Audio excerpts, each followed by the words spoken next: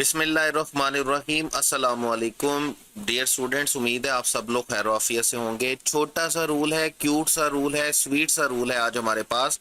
Collective noun और paper में अगर आ जाए तो समझ लें कि फ्री का एक नंबर है। छोटा सा रूल है तो जल्दी जल्दी से इसको समझ लीजिएगा। आप एफएससी में भी पढ़ कर आते हैं, इसको नोट कर लीजिएगा अपने पास ताकि इसमें कोई गलती का चांस ना रहे। देखें, कलेक्टिव नाउन को जब हमने डिफाइन किया था तो हमने डिफाइन कैसे किया था? हमने कहा था जब एक सिंगल नाउन रिप्रेजेंट करता है, किसको रिप्रेजेंट करता है? रिप्रेजेंट करता है पूरे ग्रुप को, रिप्रेजेंट करता है पूरी क्लास को, रिप्रेजेंट करता है पूरी फैमिली को।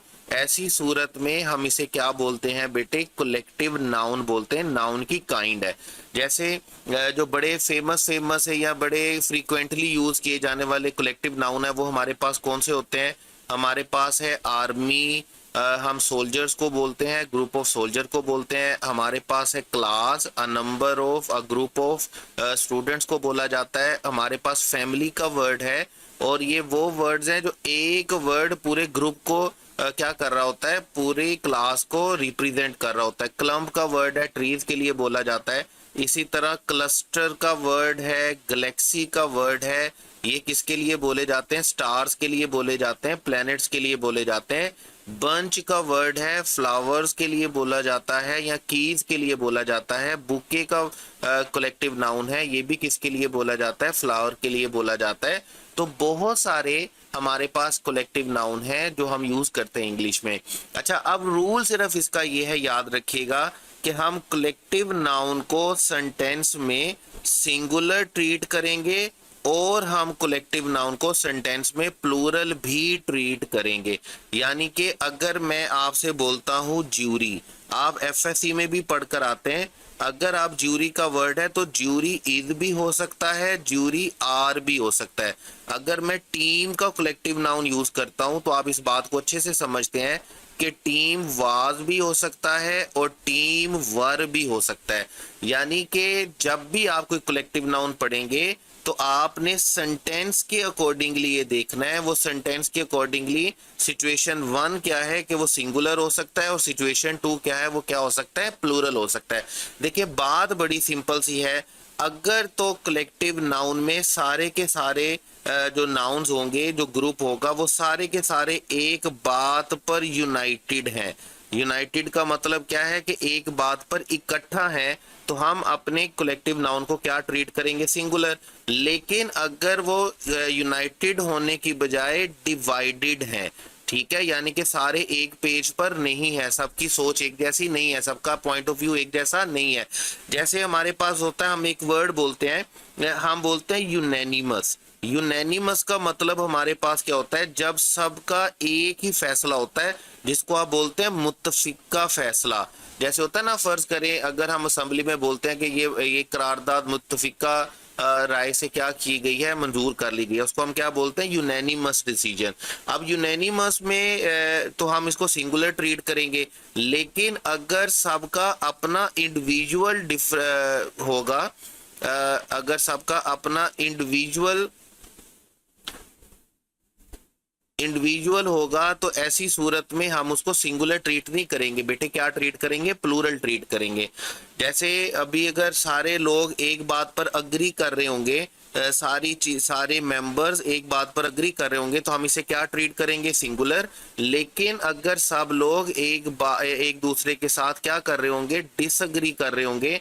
अगर सब लोग एक दूसरे के साथ आर्ग्यू कर रहे होंगे, ठीक है, तो आर्ग्यू का मतलब ही क्या होता है? आर्ग्यूमेंट भी आप कब करते हैं? जब आप एक दूसरे के साथ मुत्तफिक नहीं होते। अगर यूनैनिमस है तो फिर आर्ग्यू करने की जरूरत ही नहीं है।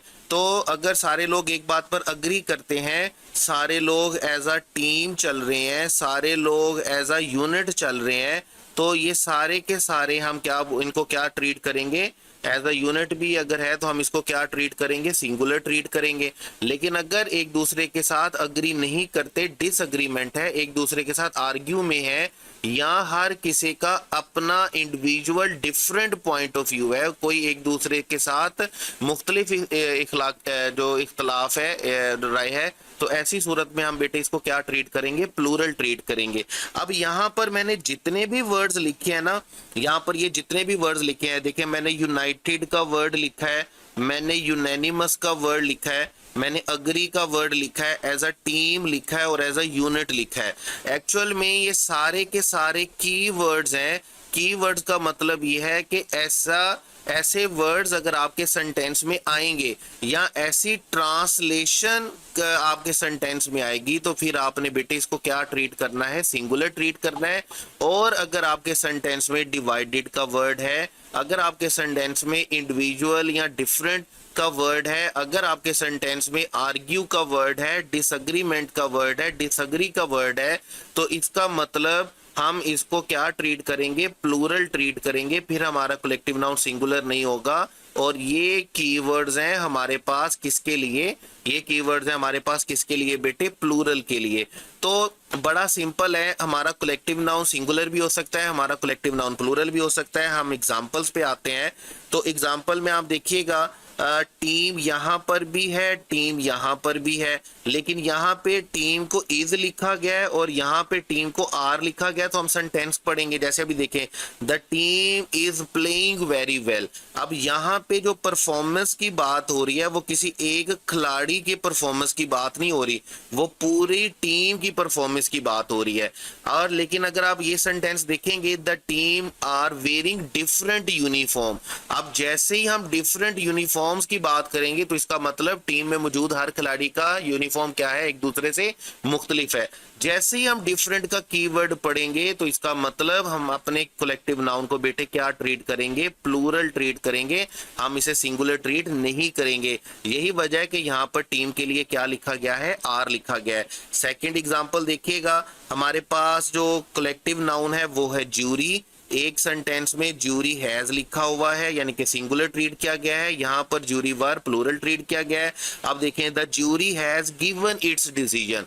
जब ज्यूरी ने अपना फैसला दे दिया है तो इसका मतलब सारे उस फैसले पर यूनैनिमस हुए हैं, सारे उस बात पर अग्री हुए हैं, तब ही वो फैसला दिया गया है। फैसला दिया ही तब जाता है जब सारे उस बात पर क्या होते हैं, रजामंद हो जाते हैं। लेकिन यहाँ पर सेकंड सेंटेंस देखिएगा, the jury dash divided in their opinion. अब जैसे ही हम डिवाइडेड का वर्ड पढ़ते हैं तो हमें समझ में आता है कि यहाँ पर सब लोग अपनी डिफरेंट ओपिनियन रखते हैं, जिस वजह से हम यहाँ पर इसको सिंगुलर ट्रीट नहीं करेंगे, क्या ट्रीट करेंगे, प्लूरल। तो यही वजह, यहाँ पर ज्यूरी वाज नहीं लिखा गया बल्कि क्या लिखा गया, ज्यूरी वर लिखा गया है। कलेक्टिव नाउन का एक बड़ा सिंपल सा रूल है, बस इतना सी बात आपने याद रखनी है कि collective noun can be singular and collective noun can be plural. अगर ये वाले सिचुएशंस हैं, अगर ये वाले कीवर्ड्स हैं तो फिर हम इन्हें क्या ट्रीट करेंगे, सिंगुलर। अगर ये वाले कीवर्ड्स हैं, ये वाली सिचुएशंस हैं, तो फिर हम इन्हें क्या ट्रीट करेंगे, प्लूरल ट्रीट करेंगे।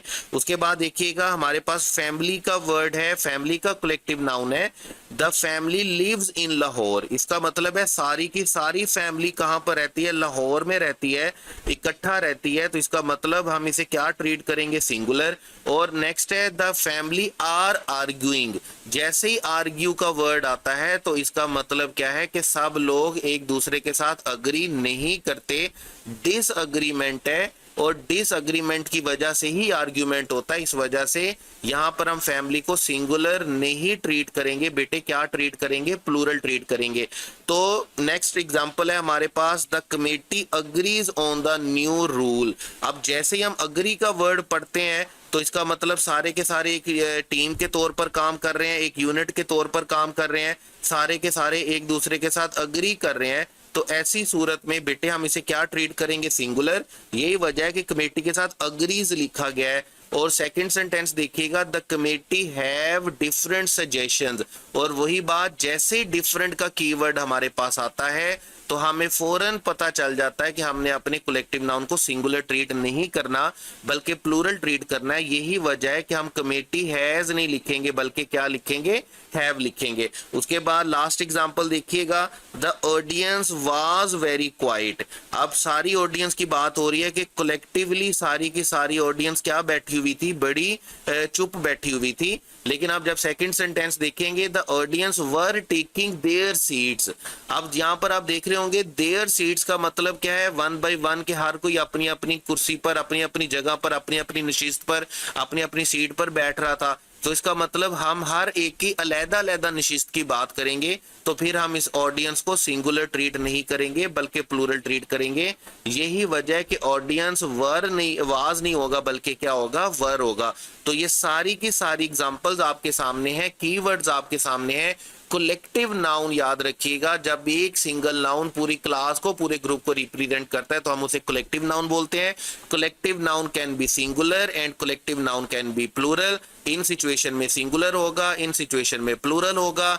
टीम इज भी है, टीम आर भी है, ज्यूरी हैज भी है, ज्यूरी वर भी है, फैमिली लिव्स भी है, फैमिली आर भी है, कमेटी अग्रीज है, कमेटीज हैव है, कमेटी हैव है, ऑडियंस वाज है और ऑडियंस वर है। Collective noun can be singular and collective noun can be plural. और साथ जाते जाते प्रोनाउन का भी एक रूल याद रखिएगा कि जब आप इसको सिंगुलर ट्रीट कर रहे होंगे तो आपने इसको हमेशा किसके साथ रिप्लेस करना है, इट के साथ। और अगर आप इसे प्लूरल ट्रीट कर रहे होंगे तो फिर आपने इसको हमेशा किसके साथ रिप्लेस करना है, दे के साथ। तो पूरा रूल हमारे पास कलेक्टिव नाउन का आपके सामने है, इसको अच्छे से पढ़ लें, समझ लें, पेपर में आ जाए तो मुफ्ती का एक नंबर होता है। गलती नहीं करनी, ये वो क्वेश्चन होता है जो अपने आप खुद बताता है कि मेरा करेक्ट ऑप्शन ये है, मुझे ठीक कर लो। तो अच्छे से नोट कर लें, अच्छे से समझ लें, जो बात समझ में नहीं आई वो पूछ लीजिएगा। नेक्स्ट लेक्चर तक के लिए wish you all the best. Allah Hafiz.